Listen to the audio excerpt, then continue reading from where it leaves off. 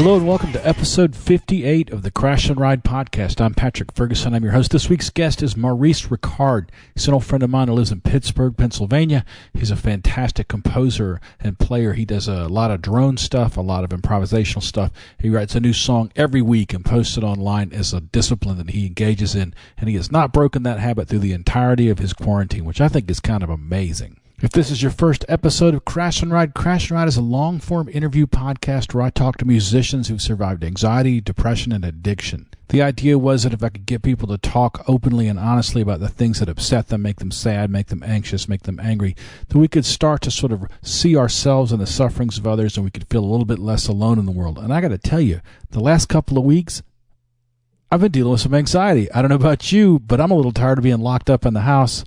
I love my family. I love our house. We all get along really well in here. But the world is just crazy outside. And, you know, I haven't really lost hope in the world. But it's trying. And, everybody's just doing their best, I guess. But, man, every time I go out to do anything, I come home a basket case. Georgia, where I live, is ramping up here. Things are getting pretty bad. They're underreporting a lot of cases for reasons that I can only begin to guess at, but I suspect they're somewhat political and also based on the fact that there's just no tests here. But everybody's sick. I have several friends who are sick. I have a friend who called me and said, I just got off the phone with the termite people that were in my house a week ago, and their whole crew is sick. Every one of the guys that goes out to houses has COVID-19. But I feel fine. And then 48 hours later, I got a text from him. I'm in the emergency room. I can't breathe. And he went home that day. They did not test him because they don't have enough tests. And it can turn around that fast. Like 1 week you're just walking around spreading the virus because you're asymptomatic, and the next week you can't breathe.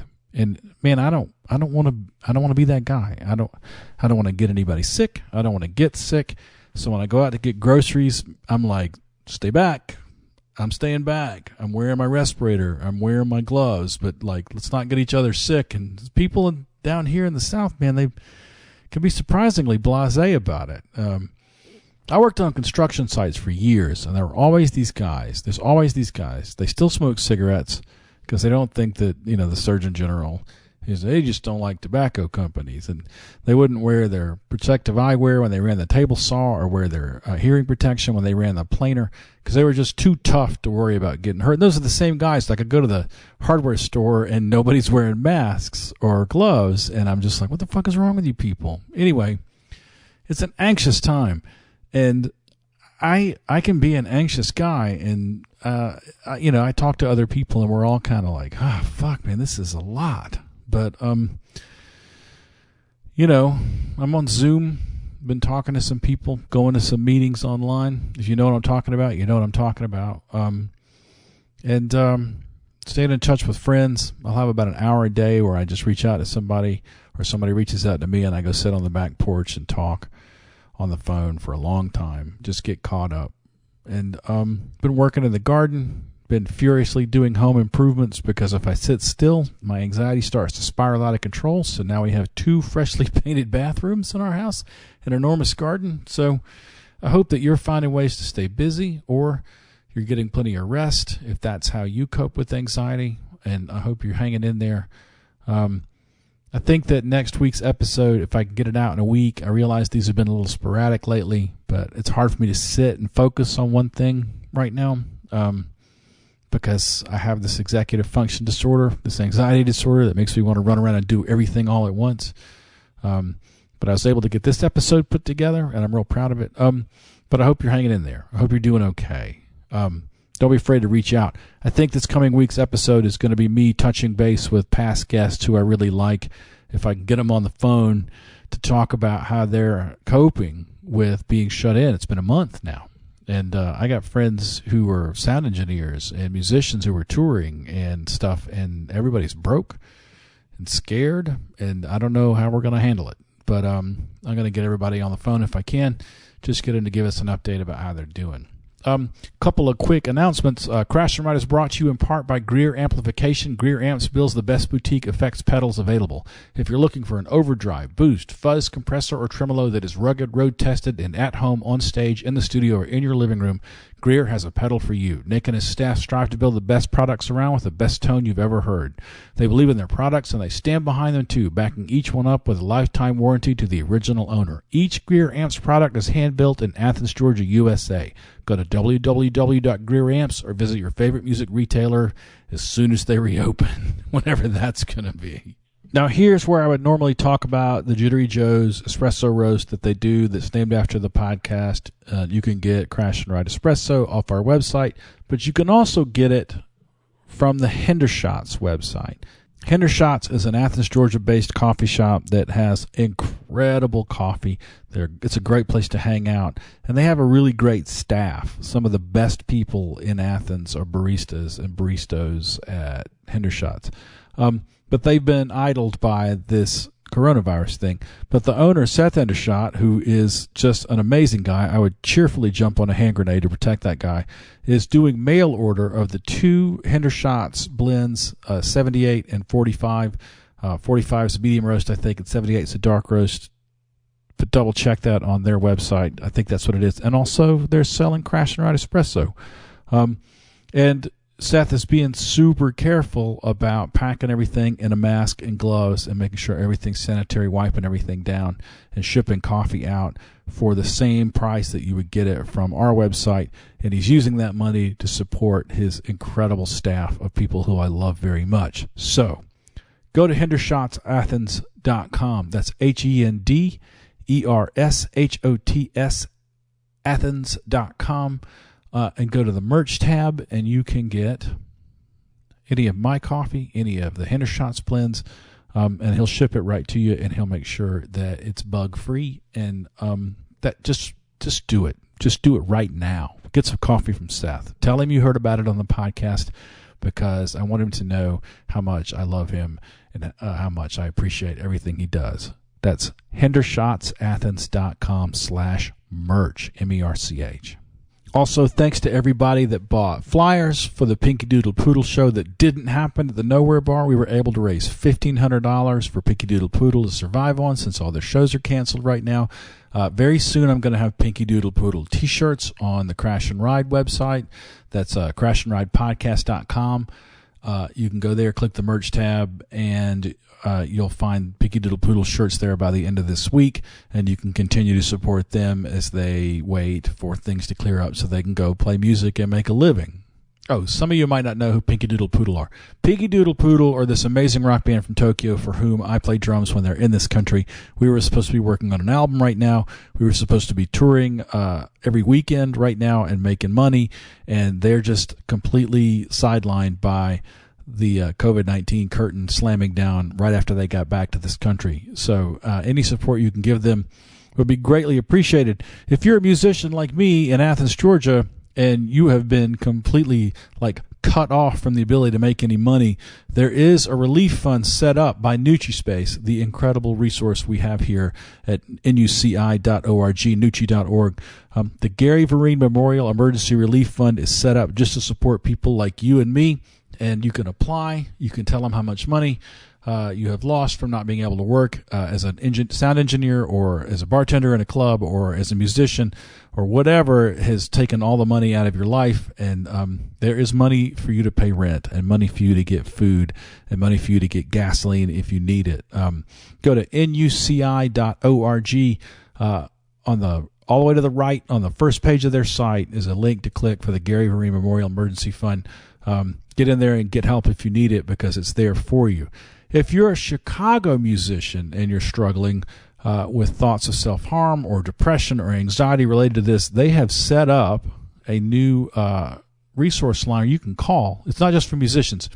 It's called Call for Calm, CALL 4, number 4, CALM. And it's there if you need to talk to somebody, if you're shut in and you're struggling with anxiety, or if you're depressed, if you need to talk to somebody. There's a mental health helpline in Chicago. You can text TALK, TALK, to 552-020, and a mental health counselor will get in touch with you from there. That's text TALK, TALK, to 552-020. And as always, if you need to reach out to the show, just email us at crashandride@protonmail.com. I'm the only person who reads those emails. That email account is confidential. It's encrypted. I won't share your information with anybody unless you give me permission to. So if you need to talk, just hit me up. crashandride@protonmail.com. Okay. Maurice Rickard. Lovely, lovely man. Calmest man I have ever met. And this interview, let me tell you, if you're having trouble with being anxious, if you're struggling with feeling wound up, this might be exactly what the doctor ordered. Because as soon as I got on the phone with Maurice the other night, we did a Skype thing because we're both in quarantine. Like, I instantly got calmer. He's already super calm. And it was just like the mellowest interview I think I've ever done at Crash and Ride. It's incredibly relaxing talking to Maurice. I find him to be an incredibly soothing presence, and I think you will too. We talk about drone. He's really into drone. We talk about his previous battles with anxiety and how drone music has helped him focus and cope and not like struggle as much with anxiety. And I thought it was a really good talk. And he gets really deep into the sort of drone scene, and there's a bunch of names that he drops. I would highly encourage you to check him out. It's been helping me some to have this stuff on when I was painting the bathroom or out in the garden with some headphones on. Like, it's been good. This is a really good episode for the times we're living in, I think. So all that said, let's jump into our interview with Maurice Rickard.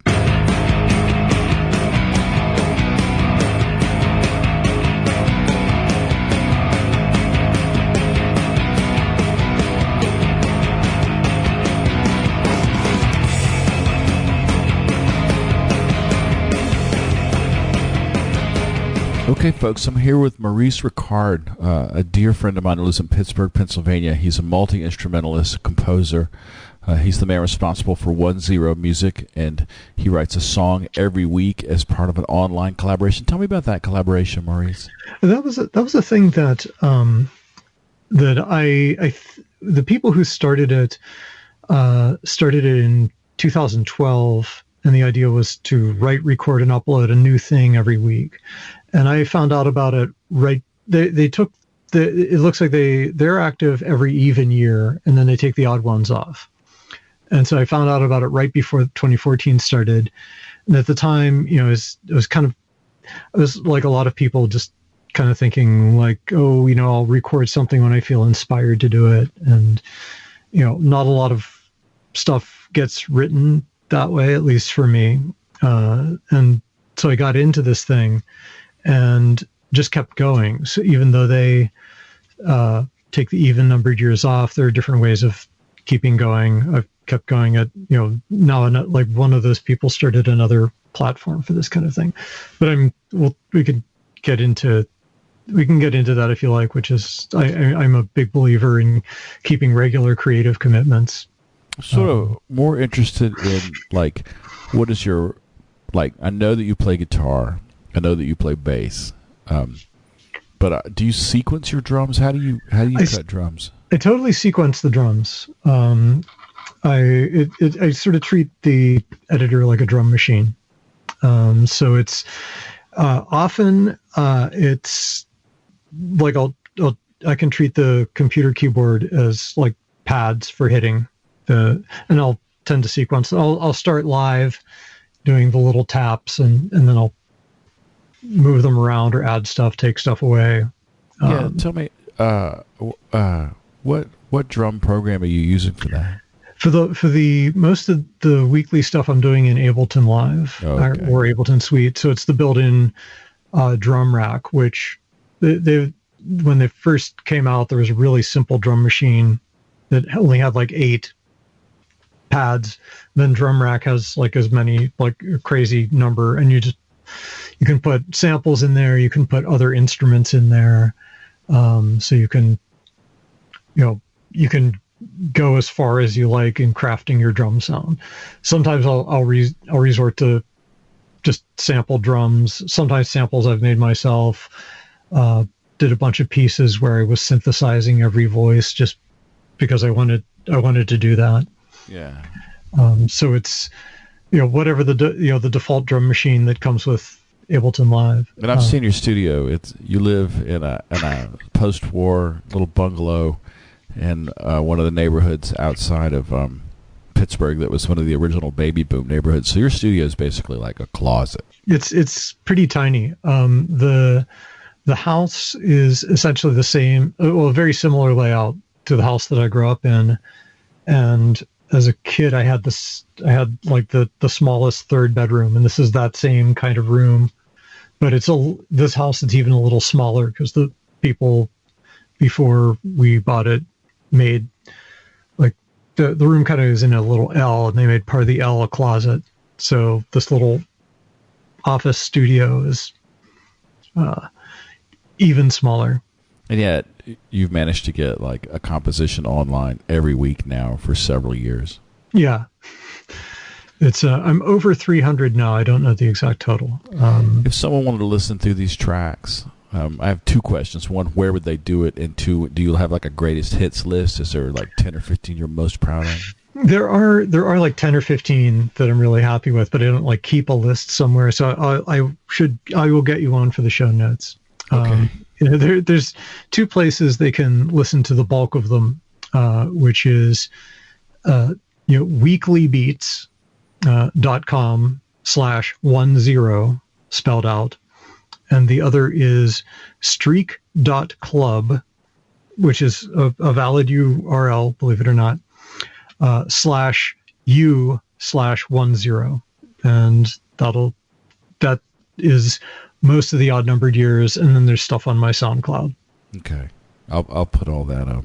Yeah, it's way more music than anyone can reasonably listen to. Yeah, it would be great to have like a sort of curated list of like, these are Maurice's favorites. Yeah, I've come up with like little short lists before, so I can cobble something together, get it to you tomorrow. Yeah, did you grow up in Pittsburgh?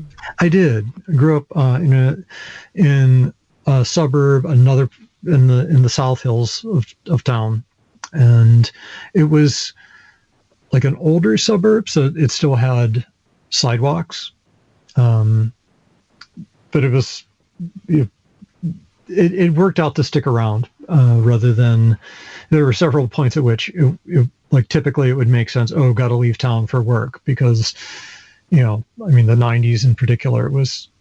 We had the Bush recession and everything that was very difficult. But I managed to find ways of sticking around. And for a stretch of like 8 years, I was a freelancer doing web stuff. And there wasn't a lot of work in Pittsburgh. Most of the work was on the coasts. And rather than like move to San Francisco and try to make San Francisco rents, I found people who were willing to work remotely. Yeah, you've done most of your professional life has been working remotely, right? Yeah, most of it. I mean, for a stretch from really like a 10-year stretch, though, I was mostly doing offices, just because that's how a lot of people want to operate around here. Yeah. But I was, starting by the time last year came around, I was ready to return to, doing remote stuff, and so that's continued to work out, which is good. A little bit more time around people, so it's. I have a little bit of a head start on most of our listeners because we've known each other now for almost 10 years, and I know that you struggle with anxiety some as an adult. Yeah. But was that like part of your childhood too? Yeah. It's, when I can think of, I was, as a kid, I was, particularly like interested in certain stuff. And, like, I had friends, and so I was sort of like a nerd basically. And it was a different thing to be a nerd when we were kids. It was, it wasn't like a hip thing. Not at all. It was definitely, definitely kind of like, outcast, weird kid. Yeah. And, there's like a lot of, people coming up behind you and doing something or messing with you in some way. And so, like, groundwork was kind of laid, but... You mean like physical bullying? Yeah. Yeah. You were in a sort of working class suburb of a really working class town. Yeah. I mean, there was definitely, I think, like, kids in general are, they're still figuring stuff out. Yeah. They're figuring out how do you interact with people. They look at other people interacting with each other and copy that. And then there's this whole jockeying for status. And, you're in this little pressure cooker high school thing, and status is incredibly important to people. So there's, scratching and clawing and all kinds of, vying for position. Yeah. And, you find your little clique, but, it was a small school. So that little clique was very, very tiny. I have this funny story from that particular era of my life. I was probably 7 or 8 years old, and I was at a soccer game because my dad was a soccer player.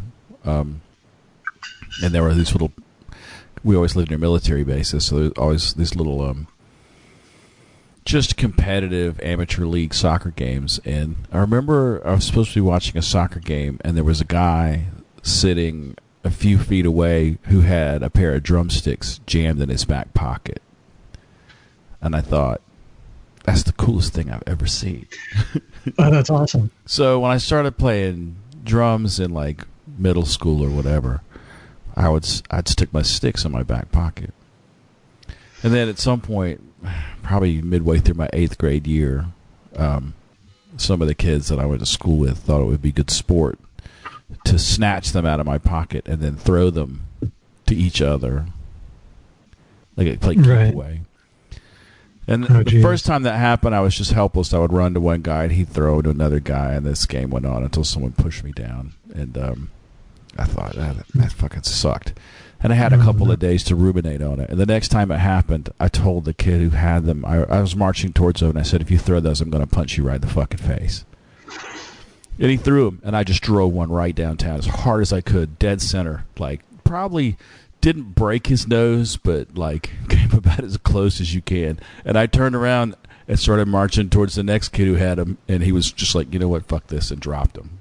It would never happen again. So now I'm a dad, right? And I have a kid, and like all those things that happen to kids are happening to her, and I want to be like, just pick one and break their nose. And I don't think maybe that's sound parenting advice. It's like a different world, Yeah. It's so totally different. I mean, I just, man, my heart breaks for my kid. I'm sure yours does too for your boys, because like, you just can't. You can only protect them so much, and then they're just, they're at school or they're out in the neighborhood, and kids can be a pack of wolves. Yeah. You can't do it for them, and it's like the stuff that we learned is not necessarily applicable. I mean, I basically, I was like directed as much as possible on getting out, which seems ironic because I didn't go very far. But you mean out of Pittsburgh? Well, out of that situation. Yeah, as much as possible. And I mean, it was like Pittsburgh's a very encapsulated place, and like, maybe less so now, but neighborhoods mattered intensely. Yeah. Like this neighborhood versus that neighborhood, and they all came with like particular meanings. Yeah. So it's like if someone moves to a different neighborhood, it's like you never see them. It's So it's kind of a, I don't know. I wasn't necessarily looking to get out like one neighborhood over or something, but it's like, get out of high school, get into some college and then go from there. Which, I mean, I ended up going to college in Pittsburgh, so I didn't go very far, but it was also, uh, it was a neighborhood change involving not only a different neighborhood, but over a river. So you had like a bridge or a tunnel, and like it's suddenly like you're putting up a moat. At least the old Pittsburgh mindset. Yeah. So my wife directed Fences. My wife's a theater professor. Yeah. And Fences, of course, is by the Pittsburgh playwright August Wilson. And that neighborhood plays a huge part in that play. Yeah, the Hill District. Yeah, the Hill District was super segregated, very working class, very black neighborhood. And it's almost like the third or fourth character in the play, after the father, the son, the wife, and then the Hill District. Yeah, each neighborhood had its own character, and the Hill District was extremely vibrant. Before I was born, it was a vibrant place. And then in the sort of disastrous urban planning way that that city governments had in the 50s and 60s, someone decided, well, let's cut a highway. We'll cut you could not walk directly from the hill into town anymore. You had to go like over a few overpasses and or under an overpass. It used to be like you could just walk down the streets into town, and that's what people did. You could live in the hill and work downtown. Yeah. But then there's this barrier, and a big chunk of the hill was raised to put a stadium there. Yeah, that's like some classic Robert Moses city play. It's totally out of that playbook. Yeah. And that served a lot to stop the flow of people and foot traffic and culture, money and culture. Yeah. It became more and more isolated, and that happened in a few other neighborhoods that it's taken like 50 years to even start healing. And of course, what does healing mean? Healing means, there's gentrification, and there's people who've lived in a neighborhood for 40 years being priced out. That's not healing. Yeah. Yeah. So how did your anxiety manifest itself when you were young? I just, thinking back, it seemed like there was a difference when I was a teenager, like sort of right at the point of, right at the point of like when I was just about to go into college, I had this anxiety episode. And it was just like, I hadn't had one of those before. I had been, as a kid, there were many instances where I was like on edge, but this was a whole new thing. I remember very distinctly like where I was, and I'd gone out to this movie, and I don't remember the movie, but I remember just, suddenly out of nowhere, heartbeat racing, just like, this wave of intensity. And, what there was nothing in the immediate environment. It was confusing to like, why is this even happening? Was there like any trigger that you've been able to identify in the years since, or was it just spontaneous? In a sense, I the only thing I can think of is that like earlier that day I had like, I was in that college getting ready for college thing, and I had an interview with one college like that day, and it could be that 8 hours later or whatever, I let myself feel freaked out, rather than, that worked out better than freaking out right before talking to these people who are going to decide on my future. Sure. But it was this intense thing, and I felt it, sporadically, at various other points where there might have been some particular trigger. But I can also think of, a panic attack on an airplane, which was, I kept it together. I didn't, I wasn't acting outward, but inwardly, I was just, completely freaking out. I think sometimes that the polite anxiety attack is so much worse than the regular one, because you're like, I don't want to bother anybody with this right now, but I feel like I'm dying. It was really the weird part of it was the feedback loop, because so once whatever it is that triggers your adrenaline response, once it gets the heart rate up and you've got the fast heart rate and the fast breaths, now you got that to worry about. Right. I'm having a heart attack. You didn't, whether if you weren't having a problem before, you certainly are now. And so breaking that feedback loop became a thing. How do you do that? In the one case, actually the panic attack on the airplane was right before 9/11. Oh. So, so I didn't even have that as an excuse to point to. But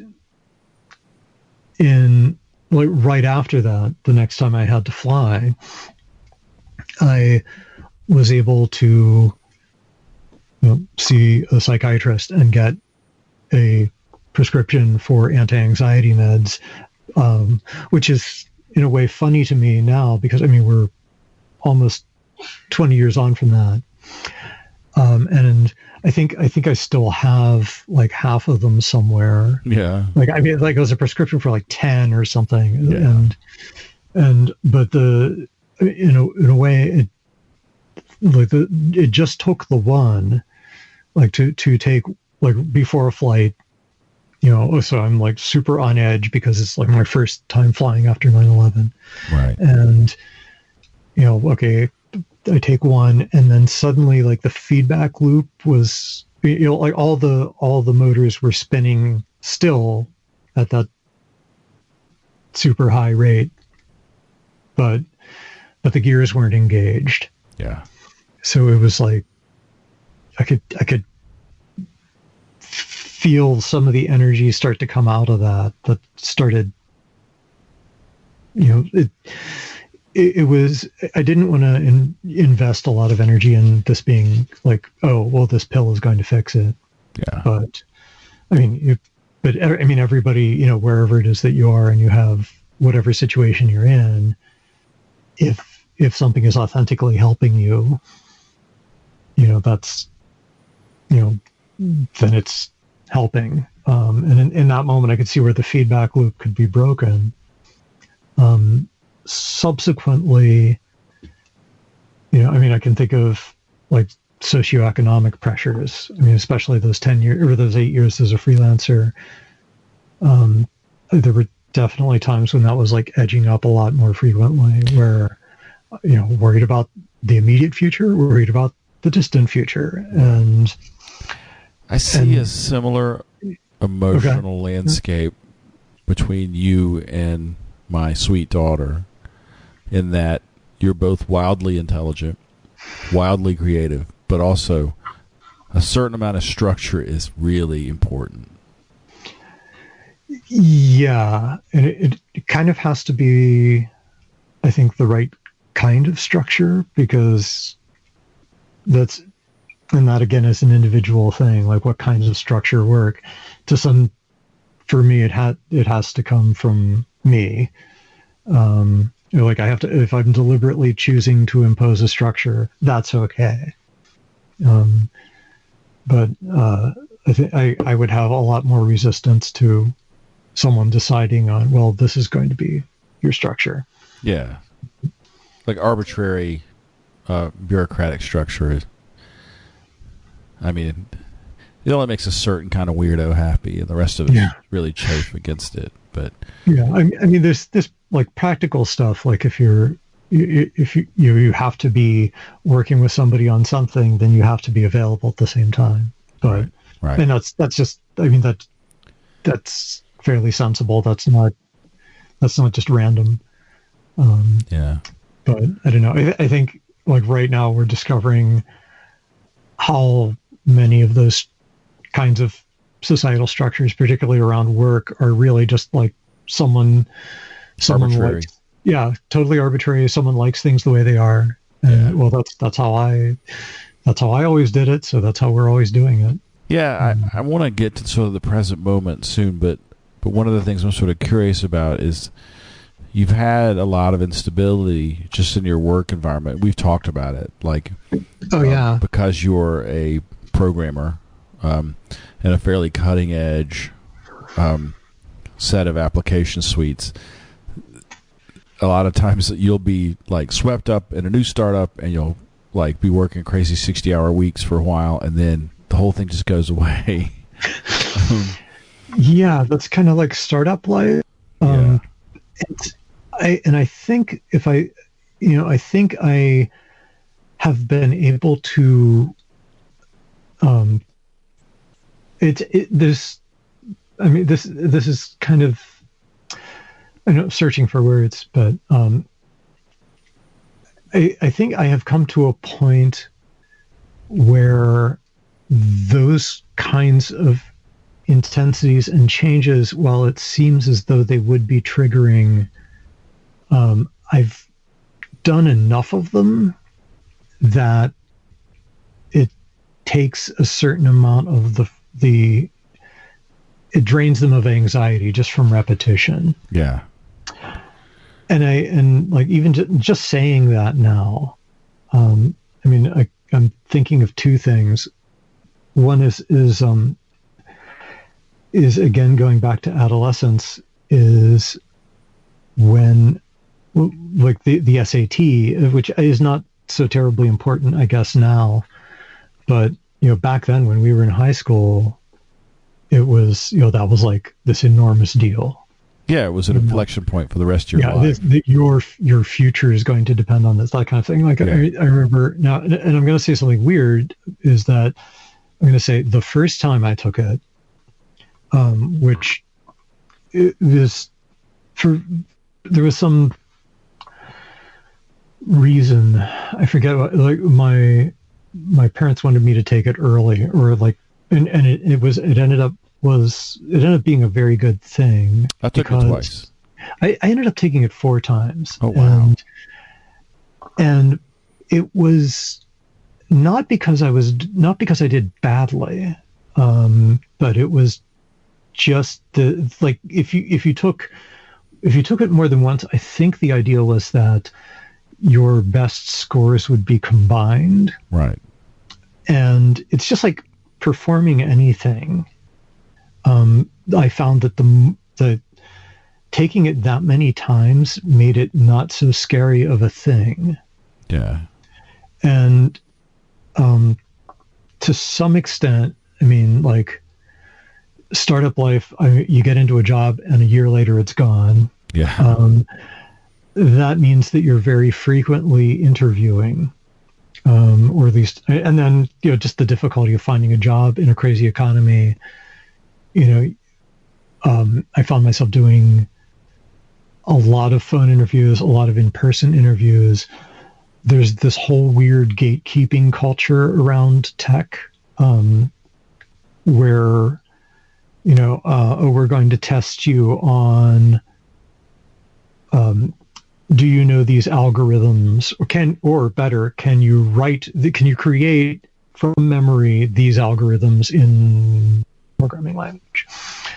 Your job will not involve creating algorithms from memory, because nobody's job involves that. But we're going to use this as a gatekeeping thing. That I am bothered whenever I come across gatekeeping. It strikes me as a kind of class signification thing. Sure. That's some professional managerial class bullshit. Yeah. But it's also, people who have gone through, it's also a hazing thing. Like, oh, well, I Sure. went through this, but it's the other thing just out of sheer repetition, going through all these interviews, and especially as someone who, my education ended up being not technical. When I, my degrees are in English because I was most interested in that. I went to college I ended up going with the idea of, you go into engineering because that's what you do. But out of the first semester, the most interesting class I had was English. And it was like, I could see digging into these ideas and picking apart language and looking at texts in these ways is very compelling. Was it literature that you were into? I ended up going into the writing track. In retrospect, I was doing fiction, but in retrospect, I think I probably should have done poetry instead. But I came out the other side of that, not wanting to write anything ever again if I could possibly avoid it. The very first thing I did after getting my master's was I got a bike messenger job. Where'd you do that? In Pittsburgh? That was in Pittsburgh. What bike did you ride? I had a Schwinn 10-speed road bike. Maybe it was a 12-speed. I can't remember. Yeah.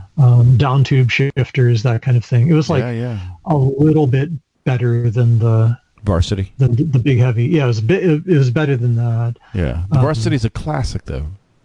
It is. It is totally. But I mean, they're like the carbon steel tubes, are incredibly heavy. Right. These were at least chrome moly tubes, so they were. I mean, it was still heavy, but it was not as heavy. Right. I had slicks on it, Yeah. but I lasted a very short period of time until I got bronchitis. So it was like a rainy spring day, and it was just like I felt that in my lungs, and that was kind of it. Well, there was a before and after period with air quality in Pittsburgh. Yes, but there are parts of the city where it's still bad. Yeah. This was, I imagine it was still better than it was when like my parents' generation was going, downtown every day. There was the famous anecdote that people would carry a spare shirt. Yeah, the white shirt sort of. Yeah. Because it would be black by lunchtime, and you could see photos of that. And I think the Pittsburgh mindset was, this is that's money, that's prosperity. Well, that was all that Carnegie and Rockefeller money, like using the river as a conveyor belt to bring coal and iron ore to be made into steel in Pittsburgh. Yeah. It was this natural flowing way of getting very heavy stuff from one place to another. Yeah. The rivers were an assembly line. Yeah. Well, you know how much I love Pittsburgh and how I love what that city I am. So, there's a character to it, definitely. So how often were you having these sort of episodes of anxiety through the last couple of years? Yeah, through the last couple of years or before? Well, or there's a difference. Tell me the difference. There is a difference. I think I started getting better at managing it really over the last, when I say 10 years, which is also, there is the present day where, there's, a lot to be anxious about. Yeah. But I think, I have to unpack just. I think there's a bunch of things at work. One is just, as you pointed out, the sheer number of jobs I've had to go through. I mean, you're a father of two. Your wife's a stay-at-home mom, so it's no small amount of responsibility falling on your shoulders. Yeah. I mean, also we were, I ended up getting into the career track that I could make it work. And that helped. But yeah, it's entirely on me, and the stakes, get, are pretty high.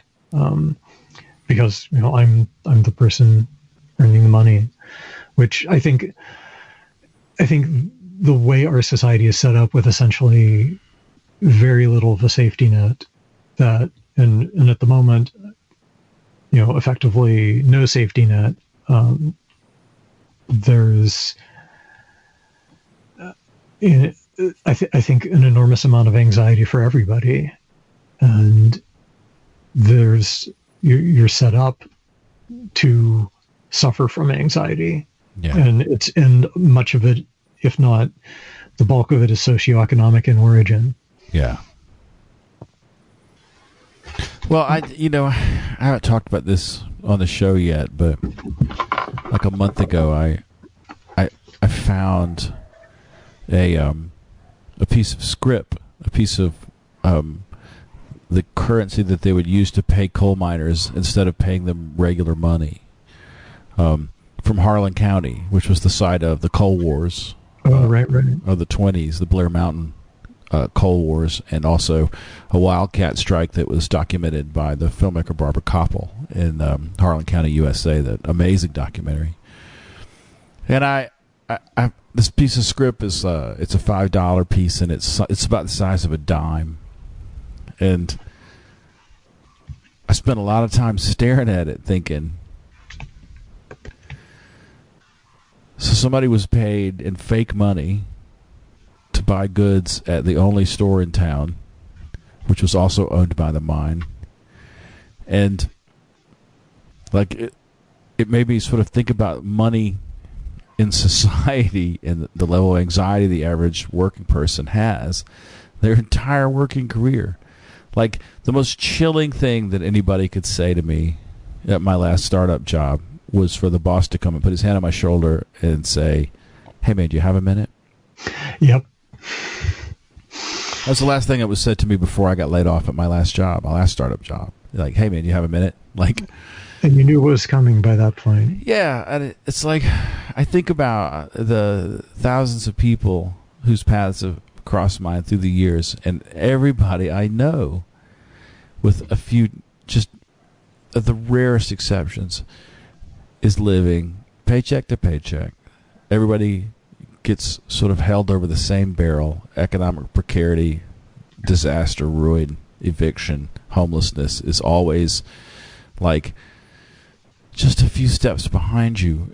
And it's like, who determines the value of our labor, that this is a constant part of our lives? And like, are we all getting paid in scrip and buying groceries at the company store at that point? Yeah, it's not as overt. I mean, I imagine that at the time, if you'd gone to the vast majority of coal miners, they would have been grateful for the work. You're right.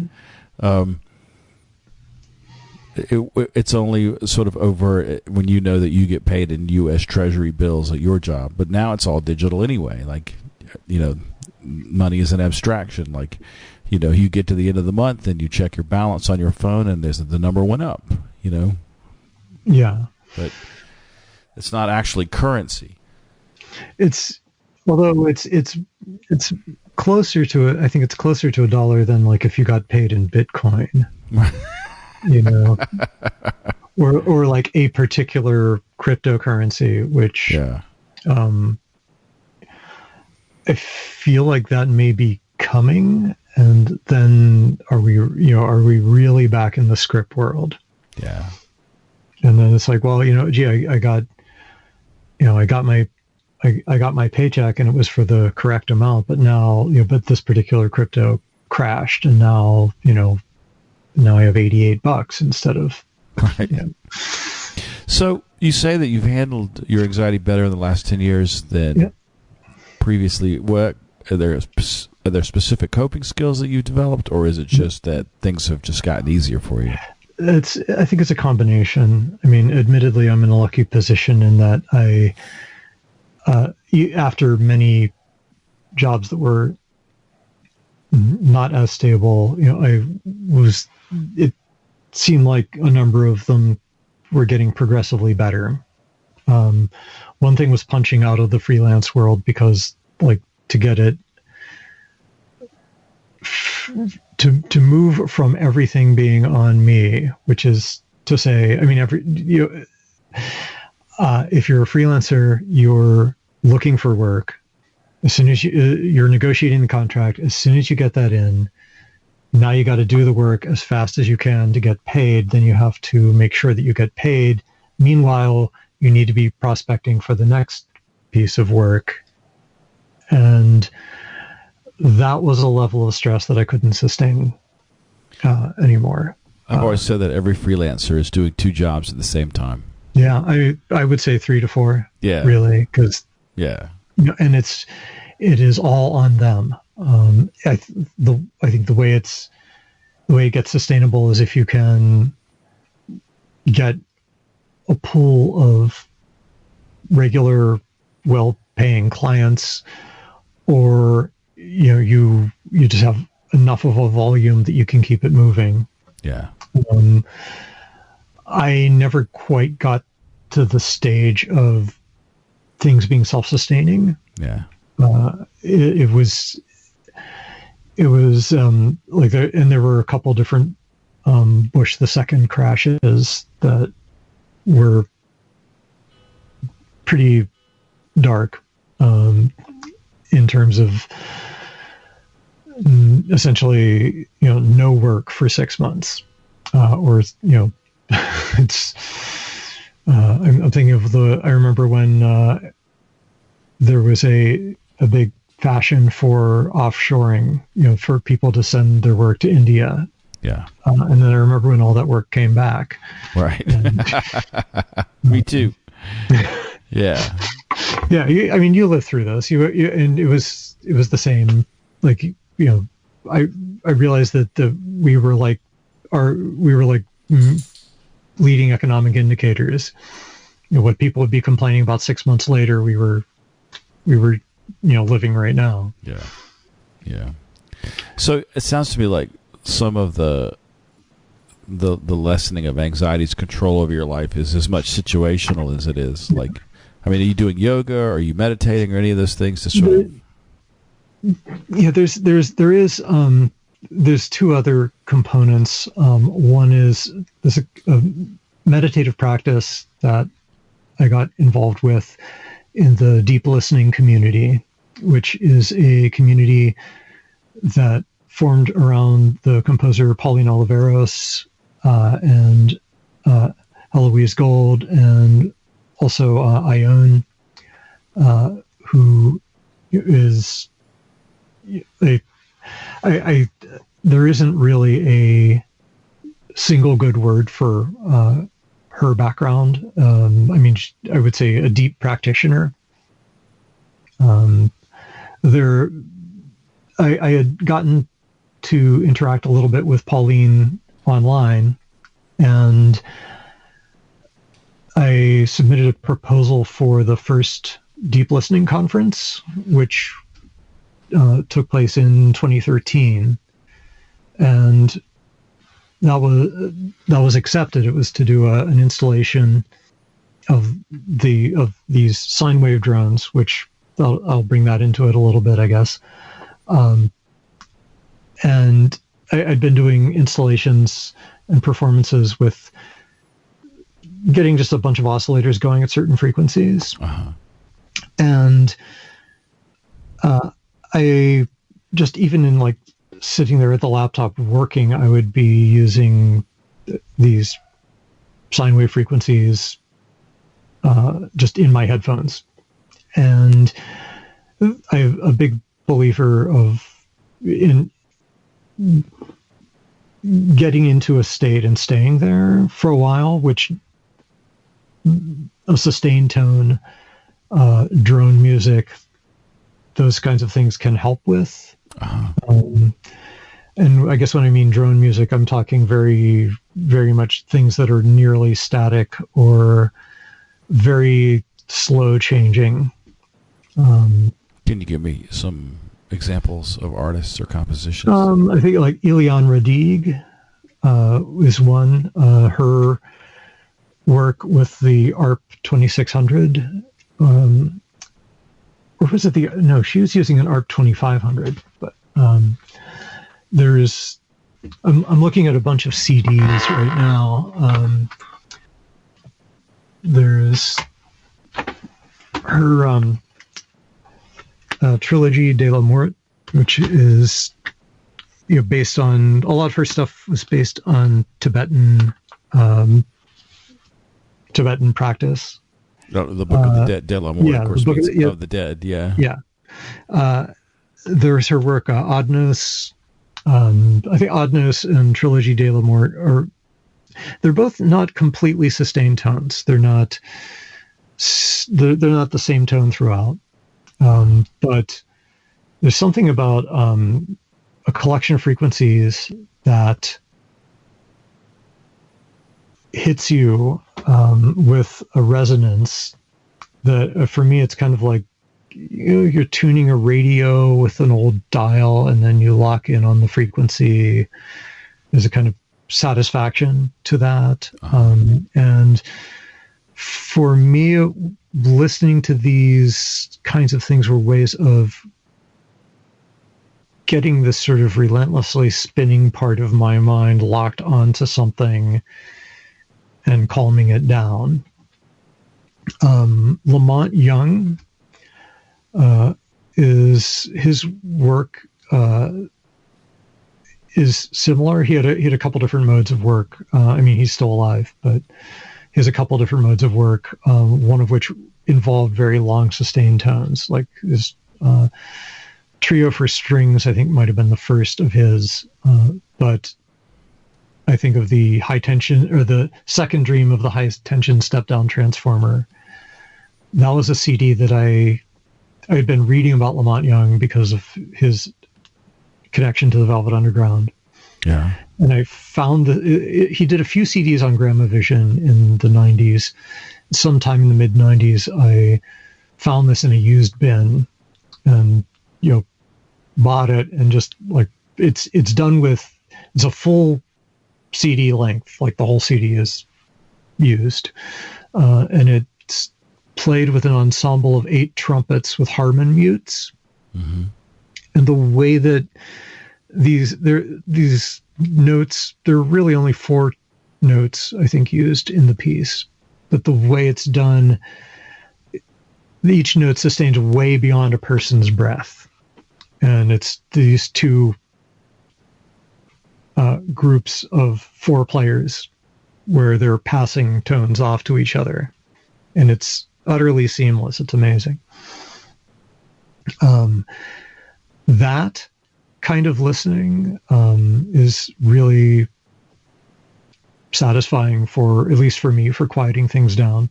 Mm-hmm. Another piece is the Tambours of Pandit Pran Nath, which is just, you know, a CD of Tambora drone that Lamont and Marian Zazila are playing. But there's a wonderful resonance to it. It doesn't change.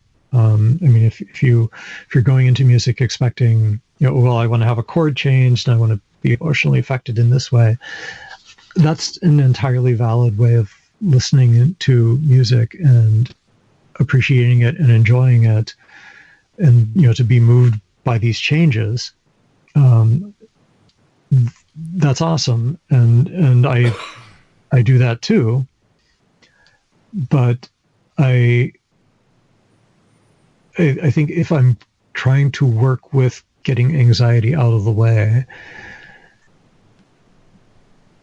latching on to a state and staying there is very helpful. Tambora is an Indian classical instrument, right? Yes, okay. It's the drone. It's the pedal tone generating instrument. The drone is a huge part of like Hindustani classical music. Yeah. And I think for the point of the tambura piece is not so much for it to be a piece. It's, I think, intended for vocal practice of ragas over top. Uh-huh. But I felt myself drawn not so much to that, but to this harmonically rich, sustained tone. Well, things like, I don't really know a whole lot about this scene, but I have been fortunate enough to have been around some people who have things like Shruti boxes, or there's a guy here who is an electronic composer and musician who had an electronic tempura, and we would set up to play music, and he would just click this thing on, and it would just be running like the whole time we were improvising. And it was always really fascinating to me how that sort of created a bed of sound that everything else would sort of like rest in. Yeah, everything else that you do is related to that in some way. Yeah, I don't know why I was so compelled. Like, I spent some time trying to hunt down an electronic tempura here in the States, and I just couldn't find one.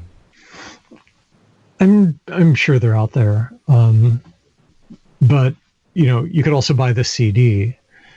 Yeah, true. Although you wouldn't be able to set the pitch. But it's like Lamont. There are interesting experiences that you can have with this stuff. Like, I don't know did you ever go to the Dream House in New York City? I didn't. You did? Did not. Oh, okay. So that's this permanent installation.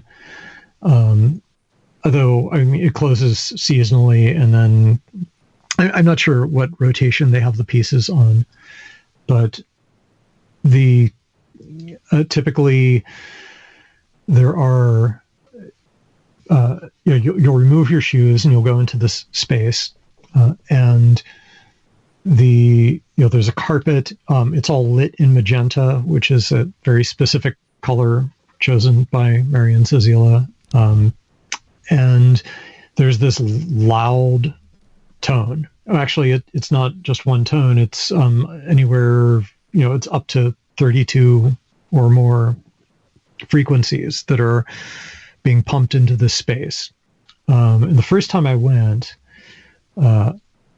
which it was Patricia and I were there in New York, and they hand you a bunch of reading material when you go in, so you can read about the piece or whatever about Lamont Young's work in general and things like that.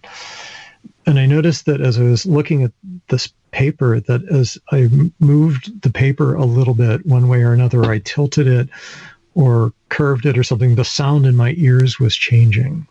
Oh wow! So if you turn your head, the piece changes. The frequencies that are actually coming out of the speakers don't change, but they're bouncing around this room, this box, and there are all these reflections all over the place.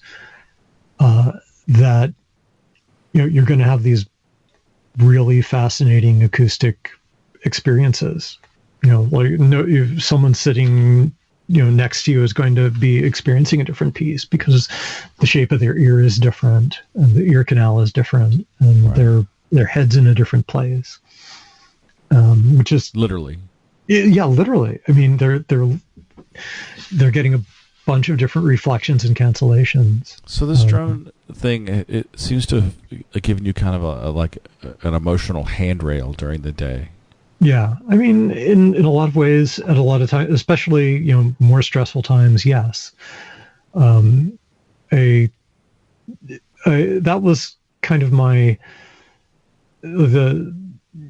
that familiarity with first the Velvet Underground, then like going back into where that's all come from and who are the people involved, and that got me familiar with people like Lamont and Terry Riley and Pauline Oliveros. Apparently there was a graduate seminar in music at Mills College, like in 1959 or something, where like the students were Lamont and Pauline and Terry Riley and some other, basically everybody in that classroom went on to do, now acknowledged stuff. But getting to be familiar with Pauline's work, it kind of drew me to that scene, and then seeing that there was this conference, and I submitted this piece. Then I'd been doing these kind of drone things on my own. I ended up meeting this really impressive community of people who were practicing listening. And I mean, there are also body movements, and journaling can be a part of it.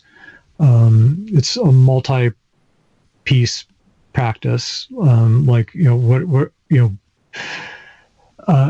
And I can talk about that if you want. We can go a little bit into that and why it's useful. There's this moment when I went up to the conference, and in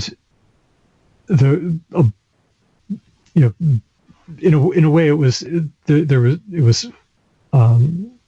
piece that I was doing. They ended up I was thinking, oh well, maybe it'll be in this really in like a very boxy room, which I had already done a piece under the bridge under a bridge in Cleveland that ended up being in this very boxy space, and it worked out so well. It was great.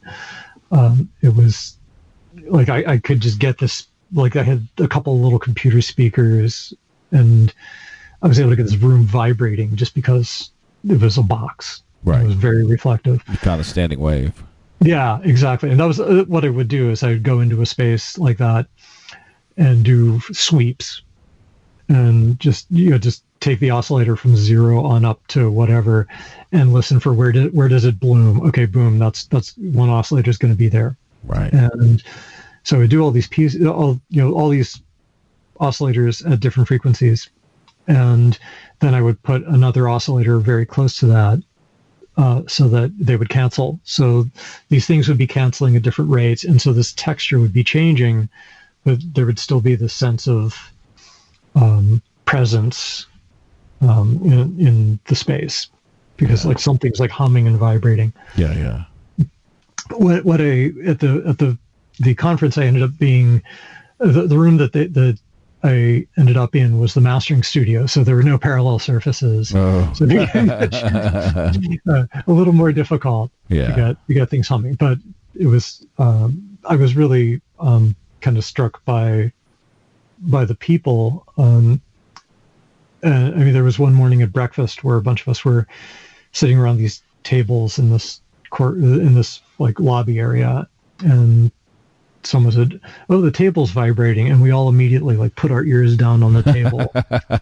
Like there was no discussion; just everybody immediately did that. It was kind of like it was interesting, and I think what the practice of that kind of like listening to what's going on around you is in a way different from I've got my headphones on and I'm listening to music. Like listening to what's going on in the environment around you, for me, it's a way of getting me out of the way.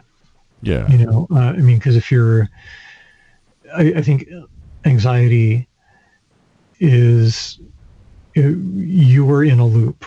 Right. And part of getting out of that loop, part of breaking that feedback loop, is to get yourself out of it. Right. I mean, depression, I think, is the same way, in that you're just in this closed loop. I mean, especially like a person in a deep depression, reaching them with, well, come on, the sun's shining. I mean, that's not enough to break that loop. You can't. Right. There are a whole bunch of different practices and a bunch of different ways of doing that, but there's, I think, one core piece of it is that the world becomes very closed, and your attention is on this inner suffering that you're experiencing. Yeah. And it's in the case of anxiety, your attention is on these fears, and as your attention is on them, they proliferate. at least that was my experience of anxiety. Yeah, mine too. And and again, you've got the physical. Am I having a heart attack? Am I, what's my blood pressure doing right now? Right. Am I going to stroke out because of this? Am I going to stroke out, have a heart attack, or what? What is the thing? And each one of these things, as you go on, it just gets more and more and more as your attention goes onto them. Yeah. And getting my head out of it, putting my attention on something else. There's an interview that you did very recently, and I forget exactly who it was, but they were talking about, in the secret society, this person had talked to his, I think his sponsor, talking about how, I think how much of a hard time he was having with sobriety. And this is how I remember it. I'm probably remembering a lot of details wrong, but he said, well, why don't you get out there and help somebody, you lazy sack of shit, or whatever he said. Yeah. That was, I think that was Doug Gregon. Yeah. Sorry, not to put words in his mouth, but again, there was a harshness to the advice to right. As a way of getting the attention. But you break the loop, go out and help somebody. Yeah, true. And just get, start your attention outward.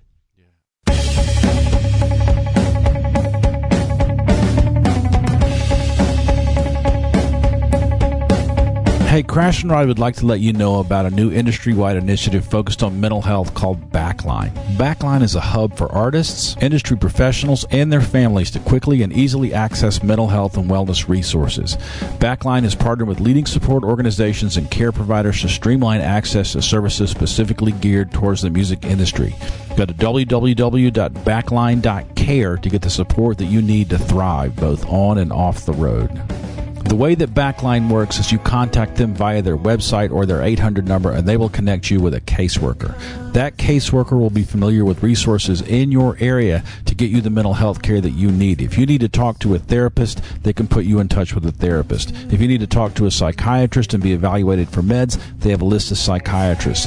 They have resources for inpatient therapy. They can put you in touch with sober companions. If you need someone to travel with you while you're on the road and help you stay out of trouble, Backline is a really end-to-end comprehensive solution for people who are struggling in the music industry. Now, a little closer to home, if you're in the Athens, Georgia area and you're a musician struggling with anxiety and depression, you can contact Nucci Space at 706-227-1515 or go to nuci.org. That's nucci.org. Nucci Space is a nonprofit musicians resource focused on suicide prevention. Here's how Nucci's works. If you contact them and you say, hey, look, I'm in crisis, whether you're a musician or not, they'll connect you with resources in the Athens, Georgia area. If you're a musician, that health care will be subsidized. In my own case, I was able to see a counselor for $15 or $20 a session. If you're not a musician, they'll do their best to connect you with low-cost or sliding scale options for mental health care in Athens. Nucci Space provides a lot of resources for musicians in the Athens area. They have low-cost practice spaces. They have a gear sale where they're constantly selling secondhand gear. They've got a low-cost recording studio. They're really just an amazing asset to the Athens, Georgia music scene, but their primary mission is helping people who are depressed or anxious get better. Go to nuci.org, that's nucci.org, or call 706-227-1515. And finally, no matter where you are, if you're struggling with anxiety and depression and you're contemplating self-harm, you can always call the National Suicide Prevention Lifeline at 1-800-273-8255. That's 1-800-273-TALK. It's 24/7. It's free. It's confidential. They have trained volunteers to help get you through your crisis and get you the help that you need. Call the National Suicide Prevention Lifeline at 1-800-273-8255 or go to suicidepreventionlifeline.org.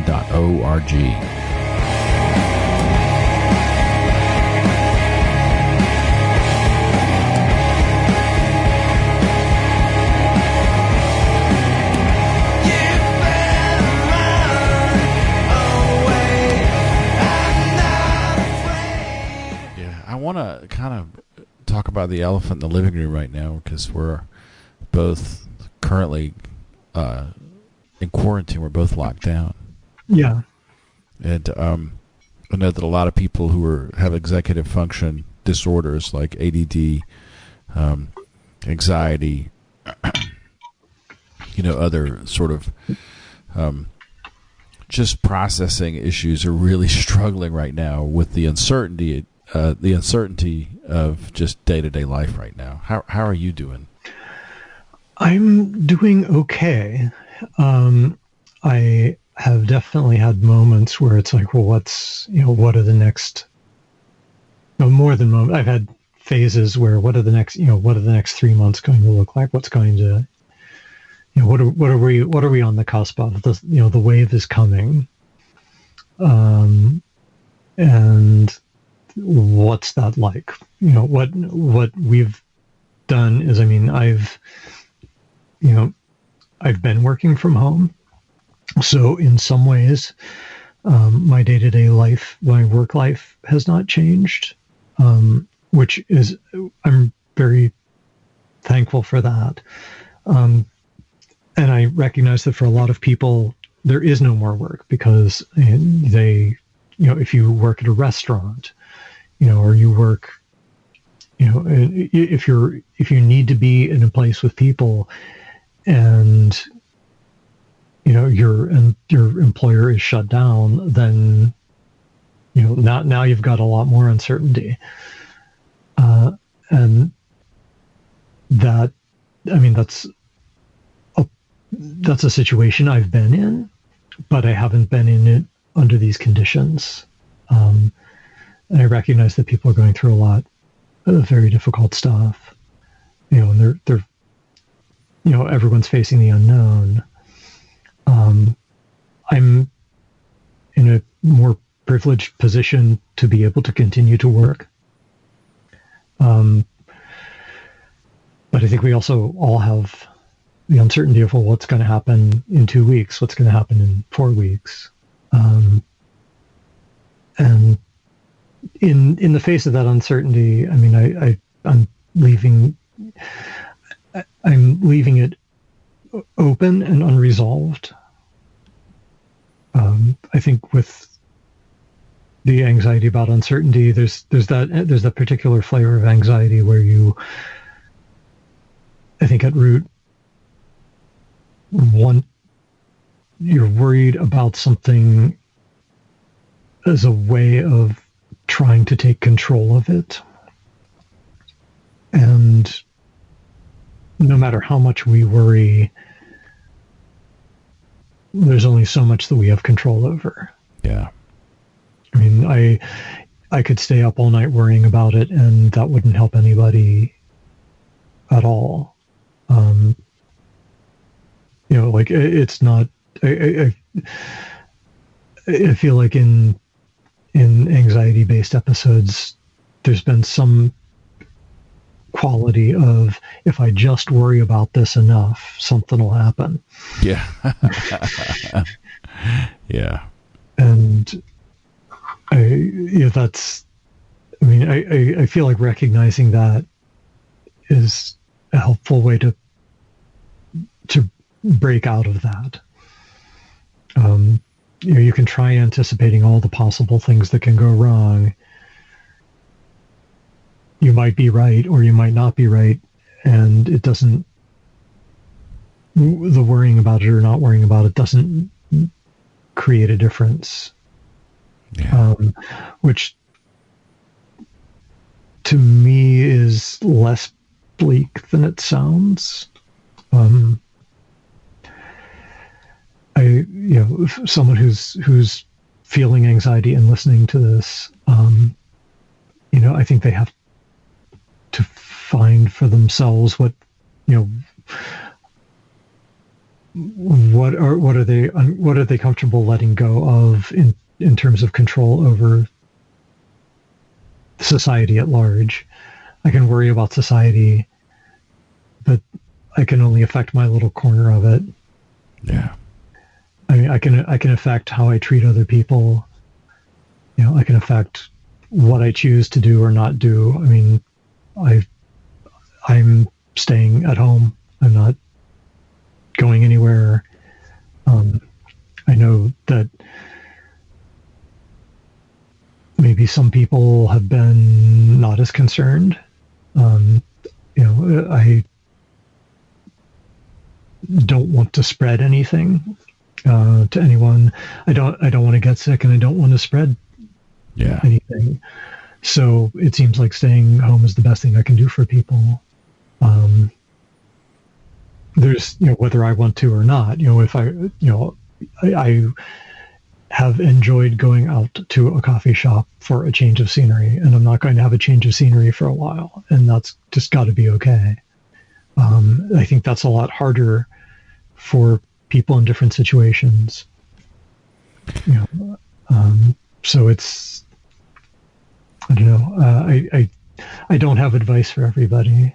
I think maybe if I did have advice, it would be, what positive thing can you do for yourself or someone else?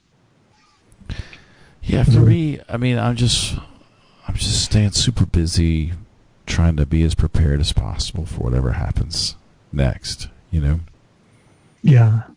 I've been working in the garden a lot.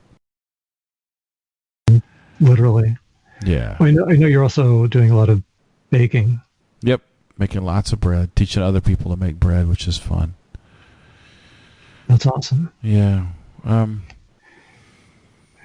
been doing, continuing the weekly thing, which you could say, what does another piece of music mean in the world? When there's already too much to listen to. I don't feel that way though. Yeah. I mean, I at this point, I feel like it's like any practice. It's you're building up a muscle in a way. In this case, like there's the act of playing, but a mental muscle of composition. Like I am not inspired every week necessarily, but I'm sitting there, I'm putting in the time, I'm doing the work, and a lot of times the result comes out better than times when I had a whole thing in my head and got it out there. I don't know. There's another mode of work that I've done, which is not in drone, which is the weekly pieces, which, many of them, there's some that are rock based. There's some that are like, more house or dance based or, funk or something. And in that sense, that kind of stuff is more, it's similar about to get my head out of a closed loop of something. And I think a lot of people use music to motivate themselves or feel energized, and that's totally valid. And some of that stuff is like getting on a a more energetic or a more confident frame of mind and staying with it. But if someone's listening to something that I've done and it's helping them feel that way, then that's awesome. I've done something for somebody. Yeah. Well, man, I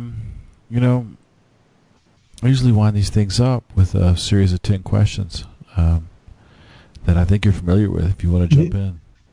Yeah. I think.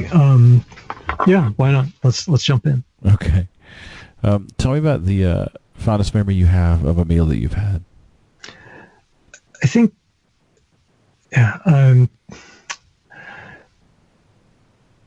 there are a few, but the first one that comes to mind also relates to the economic uncertainty around an interview.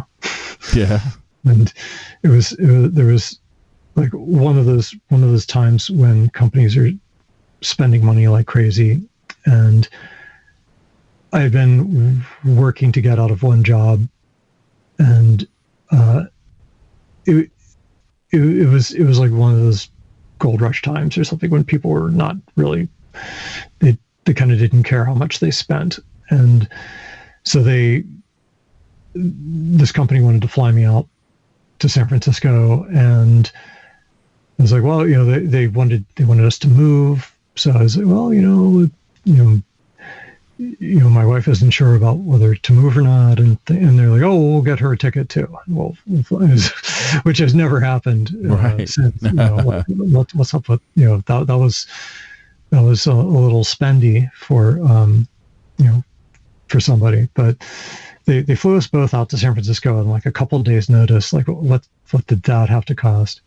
And she just sort of hung out around San Francisco for the day while I did a full day of these interviews. And it was one of those things where like the first one was friendly. And then the second one, like the guy didn't like where I went to college, and he said, I always hated that school, like for some reason, I don't know. And it the day kind of went downhill from there. Like, I did end up talking to some people who were plainly would have been great people to work with, but it was like the overall like vibe of the day was like, this is just not going to work out. And it was a thing where like I think I was interviewed by like 14 people that day, and like by the end of some of them were asking me the same questions, and so I'd answered the same questions so many times like I didn't believe what I was saying anymore the last time that I was answering them. I was answering them the same way, but I'm like, this, it was too much. It felt like I was lying by the end of the day. So I get out of there, and I had like the black halo on my head. I could not get a cab back to the hotel. Like so I just started walking the general direction, and I finally get in the cab, or like a cab somewhere, and the cabbie's like, that's just around the corner. And he's like, okay, great. So I walked all the way back to the hotel, and so we just like, met up with Patricia at the hotel, and we just went out to like, I think Telegraph Avenue, like in North Beach. We were walking up the street, and there was this little Italian place there where like, maybe it was a slow night because like a couple of guys were standing outside and kind of like ushering people in, but there was this like sense of, so we went in and had this like, we probably ordered pesto or something, and we just sat down and had this quiet and comforting dinner, like in the midst of all this uncertainty. And this like bad interview day. So here we are on the other side of the country, and still, having like a moment to ourselves. So that was very special. I mean, there, in the end, that company ended up cratering like a few weeks later, a few months later. So like not getting a job was fine, but there was just sort of that quality of you're with somebody in a different place. You're with someone familiar in a different place. There's something great about that. Otherwise, I mean, like we don't tend to go out to eat much with, when nobody's going out to eat now. But right. I don't know. It's that's the first one that comes to mind.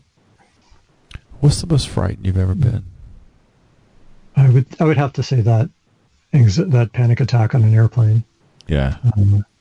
Where I was just, it was like there was turbulence, and I was just, my brain was just way out from, just thinking about all the scenarios that could happen, and or actually more likely the scenarios that couldn't happen. I was just, it was a real white knuckle experience.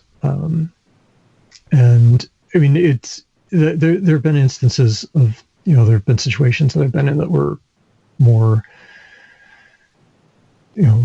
potentially, actually, dangerous. And those weren't as alarming as what my anxiety was cooking up in that moment. I'm not a big fan of aircraft turbulence. Yeah, and it wasn't the kind that makes the news either. I can't imagine what people are going through, like, where 5 people are injured on a plane because of turbulence. That's Right. That's kind of like, that's very bad. So I don't know, but that I got through just by getting through it, pretty much. Yeah. That just,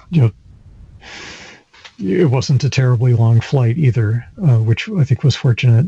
Once we landed, or once we were out of that weather system, it was not as alarming, but there was, the anxiety was still there, and it took a while to come down from that. Yeah. Of all the things in your life that you've lost, what is the thing that you regret losing the most?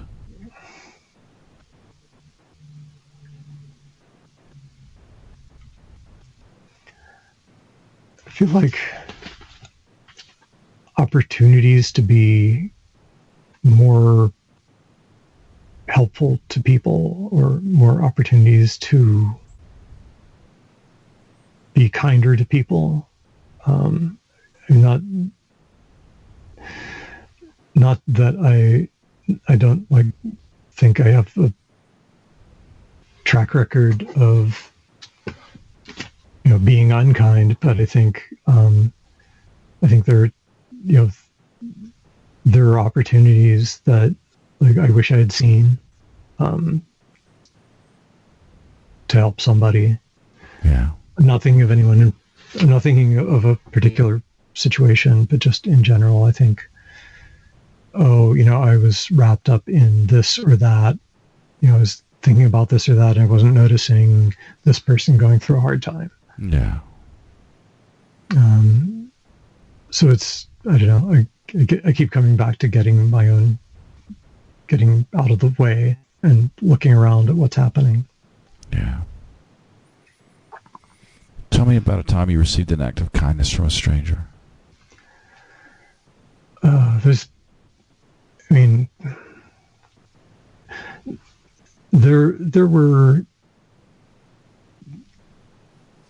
was one mini tour that I ended up doing, of other electronic musicians, and there's the usual, someone has opened their home to us and Sure.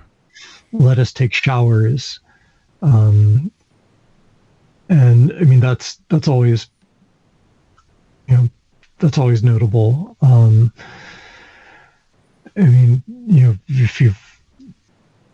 If especially if it's back to back with we were in this town and we couldn't get, no one wanted to put us up, and then the next night you find it, someone's willing to let you stay at their place and shower. That's always awesome. And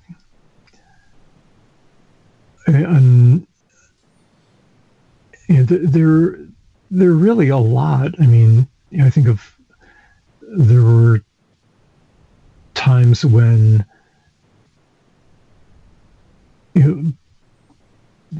someone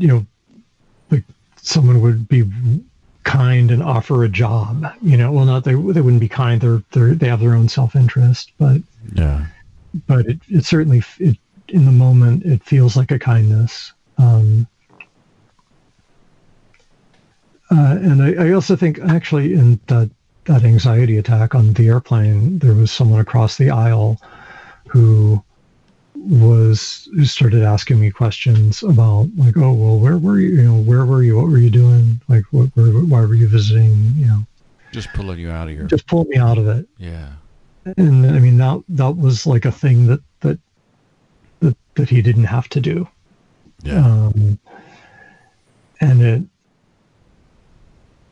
I don't know, it was a good way of breaking that cycle or helping to break it. Yeah. What's your favorite place to gig? Probably Thunder Snow.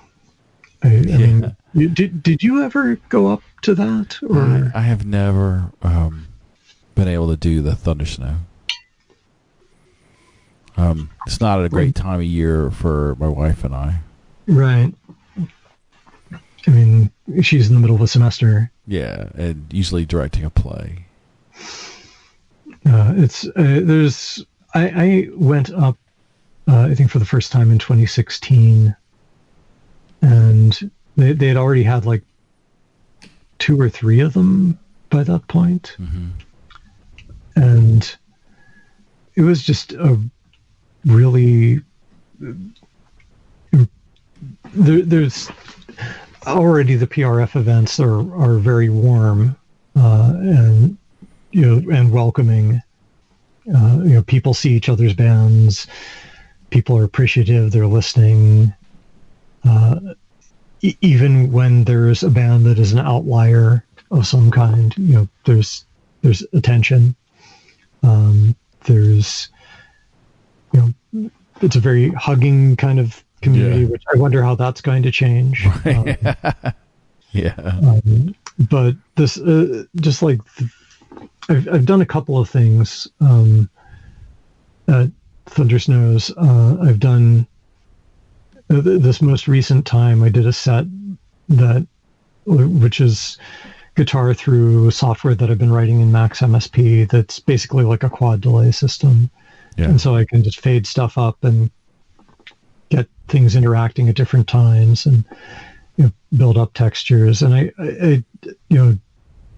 I started right after dinner, and a few people came in, and then people just sat down on the floor, and then people started laying down on the floor, and I was like, oh, this is totally going to work. And it was a really awesome experience. And I'd worked it out with Josh of the Rutabaga. They were playing after me, so Josh had asked earlier in the day, well, what if we do a thing where they start playing while I'm playing, and we just kind of fade right into each other, and I drop out after a certain point. Oh man, that sounds lovely. It was really awesome. It worked really well. Josh played and I played for a while, and then I gave textures to the first song when Garth joined, and then I just kind of left the stage mid song because my bit was through. But it was apparently a moment for the audience. So one person had said to me, I wasn't sure if Josh was kind of bum rushing the stage, or it was unexpected for everybody. That's just so much like him, to just elbow his way into the center of the action. It was funny, but there's a real charm to that event, and you're right there. It's not like you have to drive to get back to where you're staying. You can. There's just a very communal sense about things. So I think that's probably my favorite situation to gig in. Yeah. There was a thing that we were talking about trying to do as they were setting up a show here, Josh and Garth, but I didn't, that's not happening right now. Yeah, nothing's happening right now. Yeah. So I just really love those guys. They're really awesome people. Yeah, they're an amazing band. And there's a lot of good people in that community. Yeah. Income and visa considerations aside, if you could live anywhere in the world, where would you live? Yeah, that question is a higher bar now. So it's just hard to envision what that would be now. Yeah. But all of the considerations aside, Yeah, I mean, I like northerly places. Yeah. There's something about I don't know. There's something about winter in the north that is compelling. I've never been to Norway or any of those places, but it seems like it would be pretty amazing. But it's funny that you would say that, because I sort of think as Pittsburgh as being the northernmost Appalachian city. I think you're right. I think it is. There is an interesting. There's a change, I think, in, I don't know, how the land feels and everything when you move from like the Mississippi River Basin to the Great Lakes. Yeah. It's I don't know if I could describe it or quantify it, but I mean, there's if you go back far enough in my family, there's Great Lakes residents. I don't know if I told you the one story about about the family farm, which is kind of, it doesn't exist anymore, but it was like northeast of Buffalo, and this is like my great grandfather's farm, which it's gone now, but apparently he was not the kindest to his kids, and worked them very hard. And so my great grandfather at one point was like, I'm out, and took off walking. And the next anybody heard from him, he had made it to central Pennsylvania, which, like maybe, about the area that he emerged, or that he appeared in was maybe like 2-3 hours east of Pittsburgh by car. But I mean, I imagine he walked and hitched rides or whatever, but that is a long distance to get the heck out of Dodge. There's a certain level of commitment that is pretty admirable. But there's some Great Lakes soil back in the family tree somewhere. Yeah. But yeah, I think I might have had a more well-defined answer to that question before all this went down. Yeah. But I think just I would just like I would like us all to come out the other side of this intact, with people intact and families intact and communities intact. It really is on the federal government right now. It is, and they're basically not up to it. Yeah. And I mean that's a very gentle way of putting what I feel about the situation, which is, there's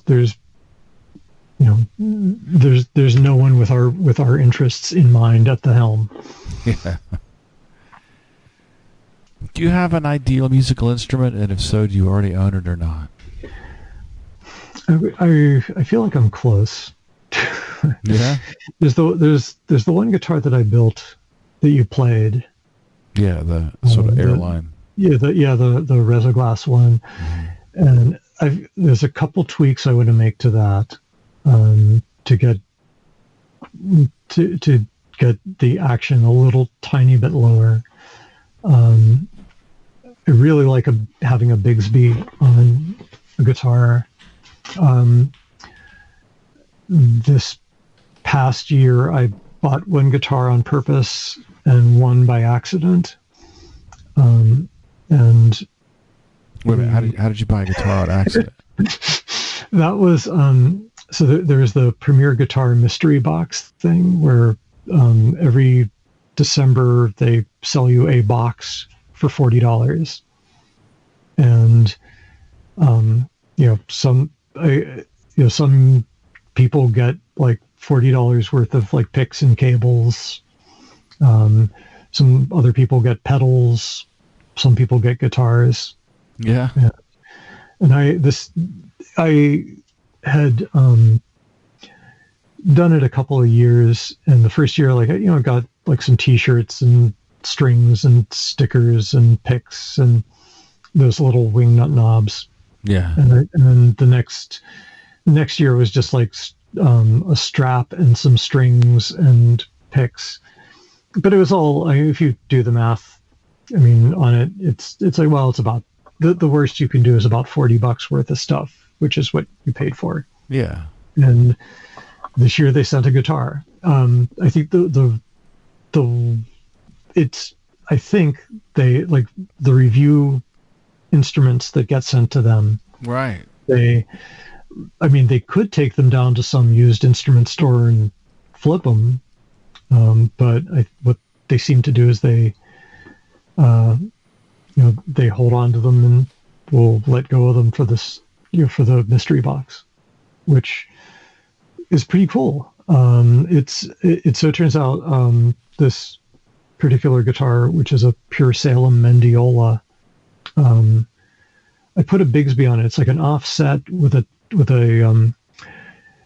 like a Telecaster neck pickup and a mini humbucker in the bridge. Man, that sounds like a good guitar. And a stop tailpiece. Did you mount your own Bigsby? Did it have one on it? I bought my own Bigsby for it. It was a stop tailpiece, which that looked like a lot of wood to me. Also, I just since I put the Bigsby on the Resoglass, I like having that lever. I tend to use that a lot. There's a lot of wobbling when I'm playing. Yeah. I got a Vibramate and a Bigsby and put it on, and it's really close. It needs like one fret needs a little fret dressing. Yeah. But it's really close to ideal. But then, there are guitars that, like I've encountered and in stores and played that were like, wow, this is a really great instrument, but, a little too rich for me or whatever. Right, sure. But then, if I ever encountered one at a garage sale price or something, last summer I was attending a spatialized audio workshop at RPI in Troy, New York, and there's this really great store there called I Love Fuzz. Mm-hmm. And they had like just opened. Now, they're closed along with everybody else, but the hope is that they can reopen. But that guy had a Telecaster, a 70s Telecaster bass there, the one with the humbucker. And that felt amazing. It was like, wow, this thing feels like home. But it was also priced like it was priced affordably for a 70s Telecaster. But right. It's kind of like, it was still a lot of bass. Yeah. But it felt amazing. The guitar I bought on purpose was a parlor guitar that was done by there's this guy in Vermont who makes affordable parlor guitars out of he uses some vintage parts but then some new stuff. Mm-hmm. So the neck on this is a 1932 Sears Supertone 12 fret neck. And the body is like factory seconds, like from Martin. Like Martin will sell you pieces of wood that they're not going to use. And he had a piece of wood for the top, and he put these together, and it just feels right for an acoustic. Mm-hmm. It's I had been kind of fascinated with the size 2 parlor guitar thing.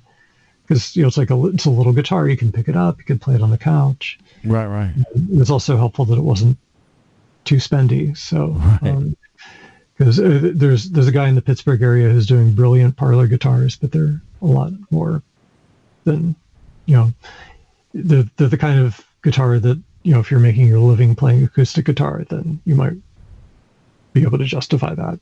Right. But if I'm sitting around the house and playing, on the couch, then.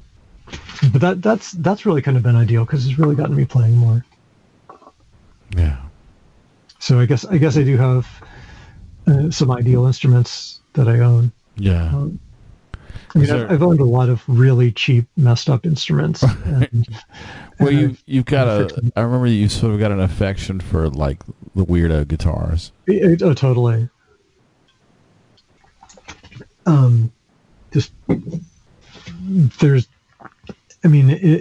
It's going to be unique in some way. I mean, it might not be good, but it's got a sound, and it's got songs in it. Right. There's a bunch of stuff that I wrote on this Height Deluxe guitar that I got for $35 on eBay when you could still, do that. But I strung it like a Turkish baglama. I think it's probably good that I did that because it's really low tension. And I think if I put 6 regular strings on it and tightened it up to concert pitch, the head would probably fly off. But, but I can do this kind of polvo thing with it, with these bendy strings and this kind of, this Turkish tuning. Yeah. But yeah, I do like the weird ones. I mean, I can always get something out of it. Yeah. Is there an instrument that you lost or had stolen or had to sell to make rent or something that you desperately wish you could get back? Yeah, I've really been lucky in that sense that I've not had to do that, or I've not. The Kalamazoo that I have almost got stolen at a gig. That was an almost. But it was kind of like watching this guy hover around like the wall where people had their instruments. Yeah. Was this a Pittsburgh gig or something? It was a Pittsburgh gig. It was a building that no longer exists. But I was doing guitar through a bunch of effects and triggering samples kind of thing. And I had played, and this person in one of the other bands was, while some people were still performing, he was starting to load out. And I think it was maybe, oh, dude, sorry, didn't know that was yours. I mean, yeah, show me yours. Yeah, maybe he, automatically, or just maybe he, without thinking, thought it was his gig bag. But yeah. But I mean, it was also one of those things where I think he was not terribly slick at it because, I mean, he was obviously hovering around. Yeah. But I mean, that would have been unfortunate because that Kalamazoo I ended up having a lot of experiences with. It's one of those.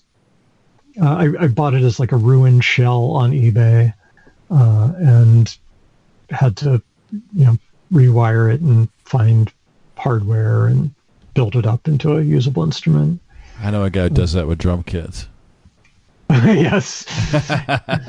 Well, I remember when you were, when we were hanging out in 2016, that you had found, within 30 seconds, we walked by that antique store, and you were like, oh, let's step in here, and within 30 seconds, what I said was, there's a drum in there. I can feel it.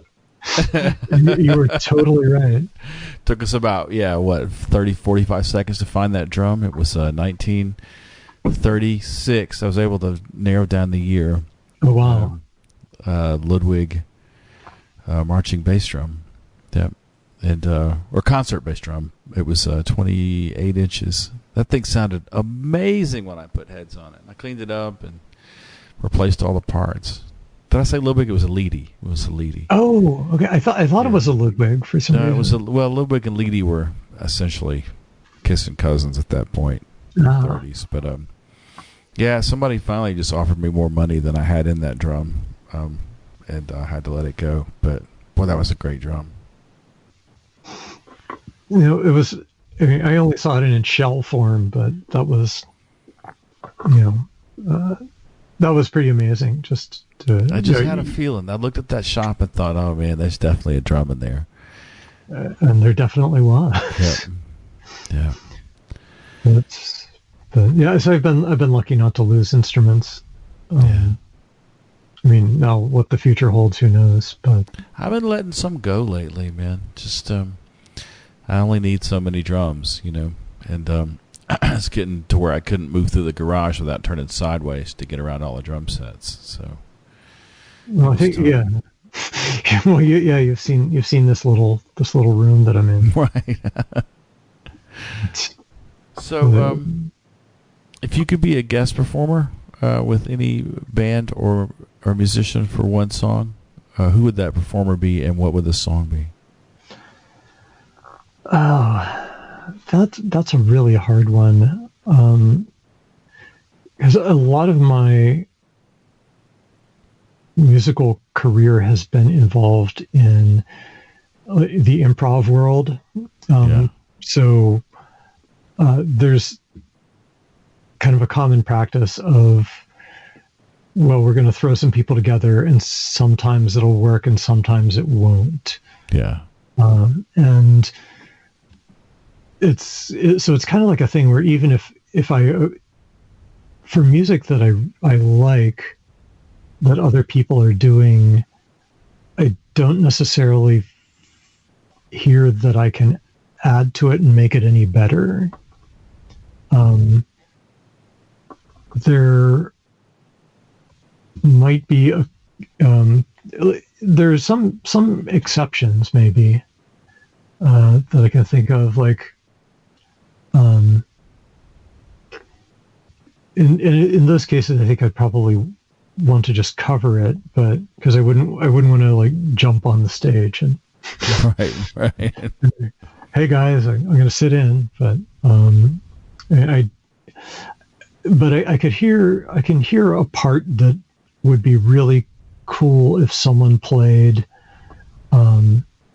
in Friends of Dean Martinez, the song Indian Summer, which is not the Beat Happening song, but it's a different composition. Unlike most of their stuff, there's very, very little pedal steel on it. Mm-hmm. It's mostly, the album version is mostly a string quartet. Oh wow! But it is incredibly emotionally heavy. It's pretty amazing. It's like the musical equivalent of storm clouds coming in. Yeah. And it's like you could.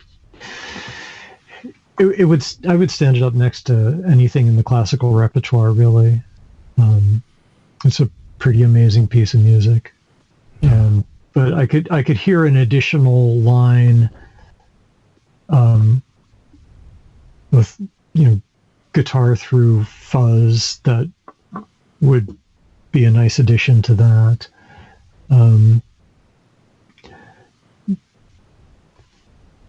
But I don't know. In a lot of cases, I think it was really great playing with the rutabaga. Yeah.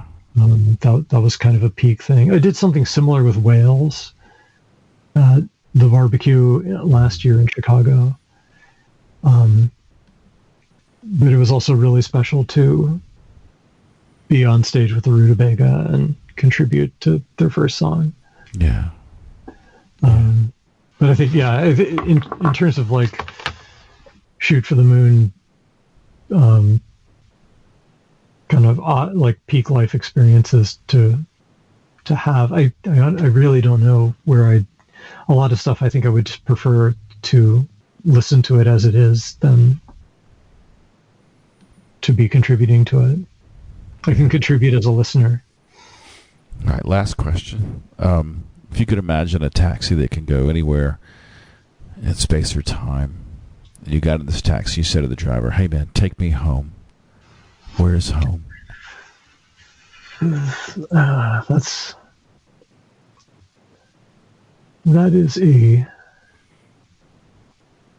a question.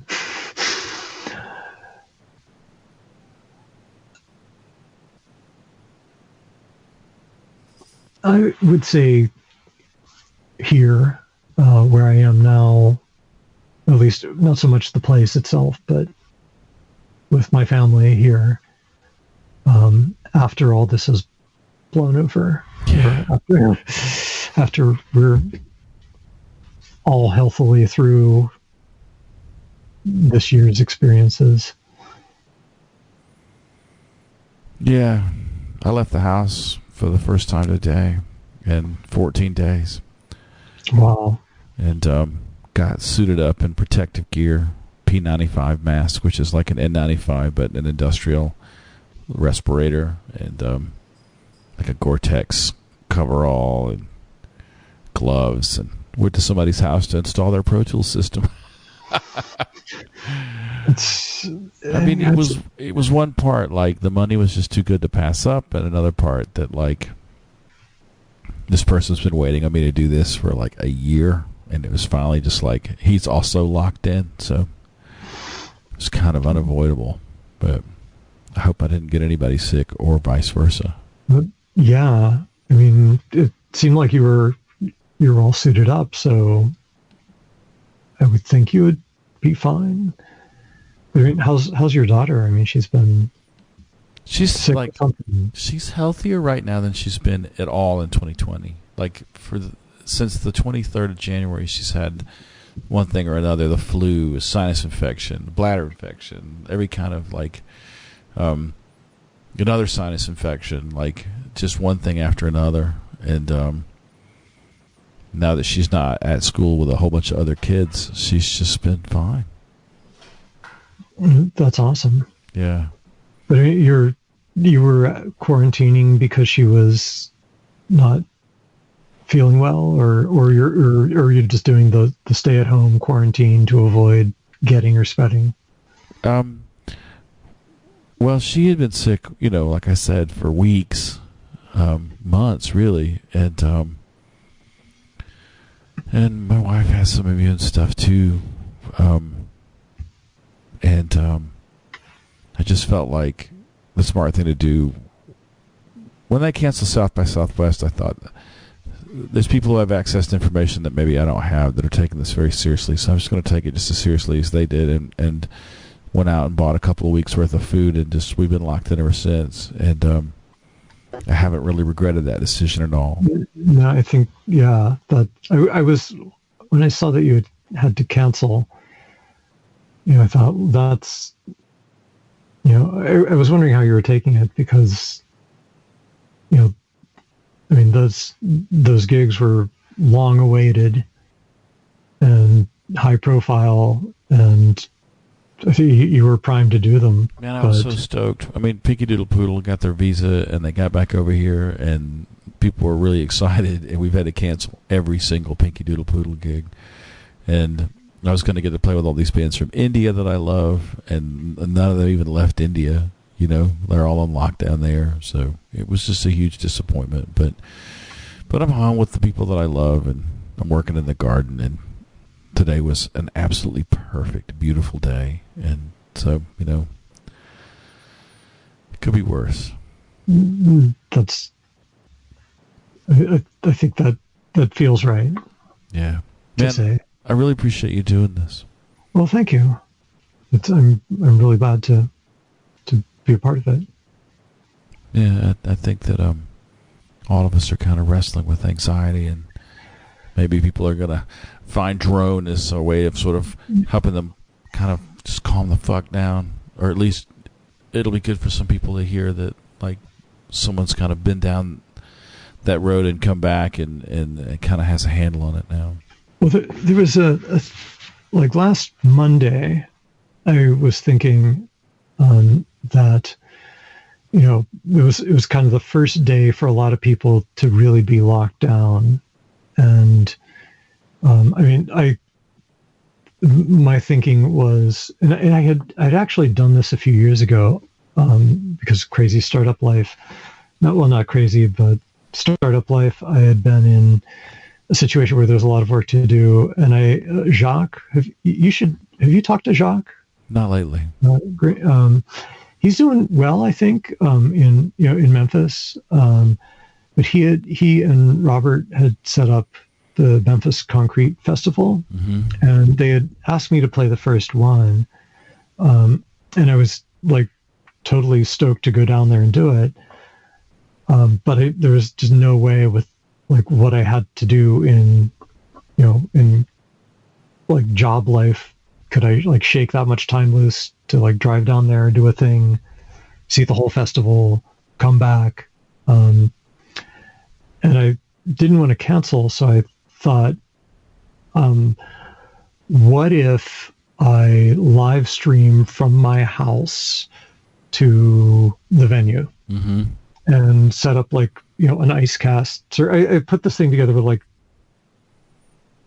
popsicle sticks and paper clips, like in a software sense. You got to start this program before you start this program, and then you got to do. And I opened a port on my home router, and I texted Robert the IP address so that, and he went to it on his Android phone and streamed my performance live to Memphis. And then at the end, he was like texting back. They're applauding. That's great. So I had done that before, and I thought, well, let's do a few more of those. And I had done them in 2017 a few times, and just I think I ended up getting sick. I got bronchitis again that year, and it just kind of like fell off at doing that. But I thought, people are on lockdown, people can't go to shows. Right. Maybe let me start a Monday performance series because, and I'll do this online. And I have an IceCast server that I can spin up in the cloud and stream to it. And, anyone who wants to can listen. I'm doing that Mondays from 8 to 9 Eastern. So that's at 10music.com:8000. You have to go to that port 8000. Yeah. And it's mostly not running. I turn it on right before. But I've got 2 of these under my belt so far this year. And the thought that I was going into it with was, let's do something that's kind of comforting and maybe enveloping sonically. That's that is gentle, and we'll see how people respond from there. I mean, I know that some people are doing dance parties and things, and if that's what is going to help you blow off steam, that's fantastic. I think. But you're doing a drone thing on Monday. Yeah, I'm doing a drone thing right now. Yeah. Because I don't see myself doing repertoire. A lot of the stuff that I do is composed pieces have too many parts. I can't. There's not a good enough player to pull them off creditably live. But the drone stuff, I can improvise an hour of drone. And if someone wants to pop in for a few minutes and see if they like it or pop out, it's totally fine. It's all free. Just I'll post a link. Yeah, I'll send you links to stuff. Awesome. Well, man, thanks so much for doing this. Well, thank you so much. And good luck to you. Thanks, buddy. You too.